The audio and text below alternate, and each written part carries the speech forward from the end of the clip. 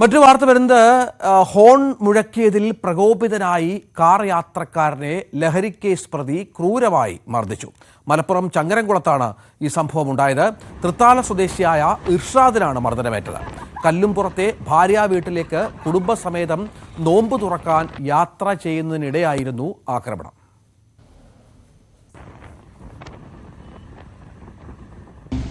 എടപ്പാളിൽ നിന്ന് ചങ്ങരംകുളത്തേക്ക് നോമ്പുറക്കാൻ പോകുന്ന വഴി ഏതാണ്ട് നമ്മൾ ചങ്ങരംകുളം പോലീസ് സ്റ്റേഷന് വഴി വെച്ചിട്ട് ഒരാൾ ബൈക്കിൽ വന്നു. അപ്പോൾ ഞാനത് ഫ്രണ്ടിലേക്ക് വരുമ്പോൾ ഒന്ന് ഹോണടിച്ച്, ആ ഹോണടിച്ചിൽ പ്രകോപിതനായിട്ട് അയാൾ വന്നിട്ട് എന്നെ അസഭ്യം പറയും. ഫാമിലി വണ്ടിയിലുണ്ടായിരുന്നു, ഫാമിലിയൊക്കെ ചീത്ത പറയുകയും ചെയ്യും. അങ്ങനെ അയാളത് പോയി എന്നാണ് ഞാൻ കരുതിയത്.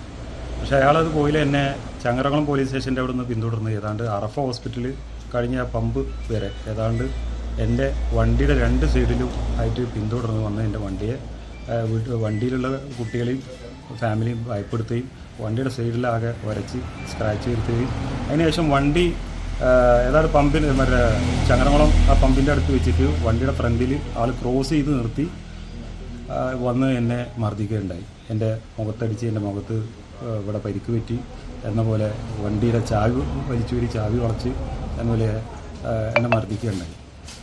ഇർഷാദിന്റെ പരാതിയിൽ ചങ്ങരംകുളം പോലീസ് കേസെടുത്ത് അന്വേഷണം ആരംഭിച്ചിട്ടുണ്ട്. CB അനുമോദ് ചേരുന്നുണ്ട്. അനുമോദ്, ഇയാള് CCTV ദൃശ്യങ്ങളിലൊക്കെ ബൈക്ക് ഈ കാറിന്റെ പുറകിൽ ഇങ്ങനെ കുതിച്ചു പായുന്നത് കാണാം. ഇയാൾ ആരാണെന്നുള്ളത് വളരെ പെട്ടെന്ന് കണ്ടുപിടിക്കാനും സാധിക്കും. അതിനുള്ള ശ്രമങ്ങൾ പോലീസിന്റെ ഭാഗത്തുനിന്നുണ്ടായിട്ടുണ്ടോ? അത് ഈ കോഴിക്കോട്ടെ കേസ് പോലെ പോലീസ് ഇതുവരെ അനങ്ങിയിട്ടില്ല എന്നുണ്ടോ?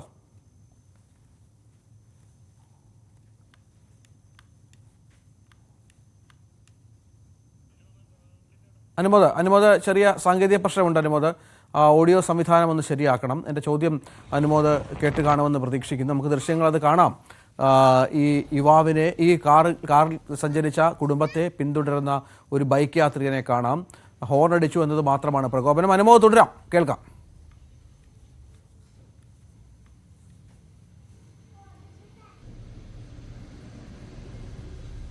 ഡി ഹണ്ട് പ്രവർത്തനങ്ങളുമായി ബന്ധപ്പെട്ട് ഇയാളെ പോലീസ് ഈ സ്റ്റേഷനിലേക്ക് വിളിപ്പിച്ചിരുന്നു. കഴിഞ്ഞ ദിവസം രാവിലെ മുതൽ വൈകുന്നേരം വരെ ഇയാളെ പോലീസ് സ്റ്റേഷനിൽ നിർത്തി ചോദ്യം ചെയ്യുകയും മറ്റുമൊക്കെ ചെയ്തിരുന്നു. ഇയാൾ മുമ്പ് ചില ലഹരിമരുന്ന് കേസുകളിൽ പ്രതിയായിരുന്നു എന്നാണ് പറയുന്നത്. നിലവിൽ പ്രതിയാണ് എന്നല്ല, മുൻപ് പ്രതിയായിരുന്നു എന്നാണ്.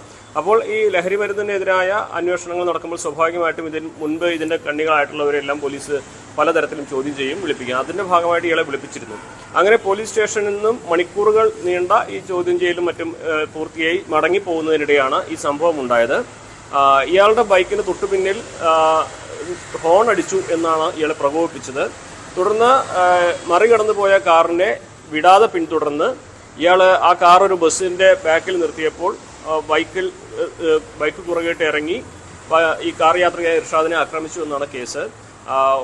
കാറിന് സാമാന്യം നല്ല കേടുപാടുണ്ട്, ഈ ഇർഷാദിനും പരിക്കുണ്ട്.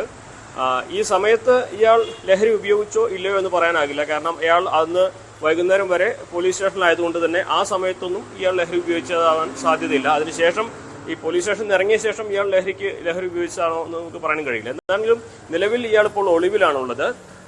ഇയാൾക്ക് വേണ്ടിയുള്ള അന്വേഷണം തുടരുന്നു, പുരോഗമിക്കുന്നു എന്നാണ് പോലീസ് അറിയിച്ചിട്ടുള്ളത്. മുൻപ് ലഹരി കഞ്ചാവും മറ്റും കൈവശം വെച്ചതിന്റെയും പേരിലാണ് ഇയാളെ പിടികൂടിയിട്ടുള്ളതെന്നാണ് പോലീസിൽ നിന്ന് നമുക്ക് പ്രാഥമികമായിട്ട് മനസ്സിലാക്കാൻ കഴിയുന്ന ഒരു കാര്യം.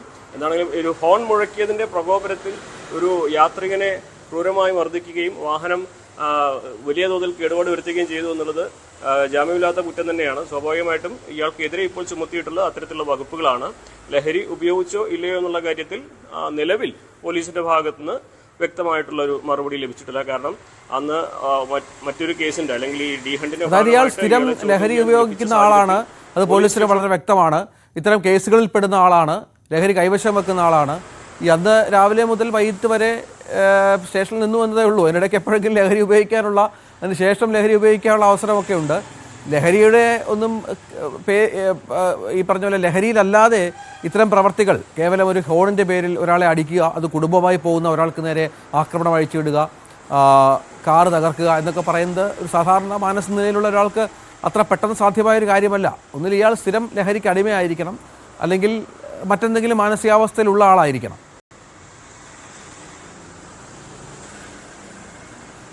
അല്ല, നമുക്കത് ഓരോ വ്യക്തികൾക്കനുസരിച്ച് സാഹചര്യങ്ങൾക്കനുസരിച്ച് വ്യത്യാസമായിരിക്കും ഓരോരുത്തരുടെയും പ്രതികരണം. അപ്പോൾ അയാൾക്കൊരു ലഹരിയുടെ പശ്ചാത്തലമുണ്ട്, ഒരു ചരിത്രമുണ്ട് എന്നുള്ളത് വസ്തുത തന്നെയാണ്. പക്ഷേ അന്ന് ഈ സംഭവം ഉണ്ടായപ്പോൾ അയാൾ ലഹരി ഉപയോഗിച്ചില്ല എന്ന് നമുക്ക് പറയാനാകില്ല. ഒരുപക്ഷെ ലഹരി ഉപയോഗിക്കാത്ത ആൾക്ക് വൈകുന്നേരം വരെ അത് ലഭിക്കാത്തതിനെ തുടർന്നുണ്ടായ പ്രശ്നങ്ങൾ എന്തെങ്കിലും ഉണ്ടോ എന്നും നമുക്ക് പറയാനാകില്ല.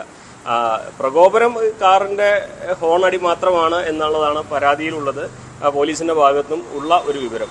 നിലവിൽ ഇയാൾ ഒളിവിലുമാണ്. അപ്പോൾ എന്താണെങ്കിലും ഈ സാധാരണഗതിയിൽ ലഹരി ഉപയോഗിക്കുന്നവരുടെ ഒരു സൈക്കോളജി അവർ പെട്ടെന്ന് പ്രകോപിതരാകുന്ന സ്വഭാവത്തിലേക്ക് എത്തുകയും വലിയ അസ്വസ്ഥത പ്രകടിപ്പിക്കുകയും ചെയ്യും എന്നുള്ളതാണ്. അപ്പോൾ അങ്ങനെ ഒരു കാര്യം കൂടി ഇതിൽ ചേർത്ത് വായിക്കുമ്പോൾ ഒരുപക്ഷെ എന്തെങ്കിലും ഈ ലഹരിയുടെ സ്വാധീനം ഈ പ്രവൃത്തിക്കുണ്ടോ എന്നുള്ളത് വേണമെങ്കിൽ സംശയിക്കാം. എന്നാണെങ്കിൽ അതിൽ പോലീസ് തന്നെയാണ് അതിലൊരു കൃത്യമായ മറുപടി പറയേണ്ടത് ഈ ഘട്ടത്തിൽ. ശരിയാണ്. നമുക്ക് പെരുമ്പാവൂരിലേക്കൊന്ന്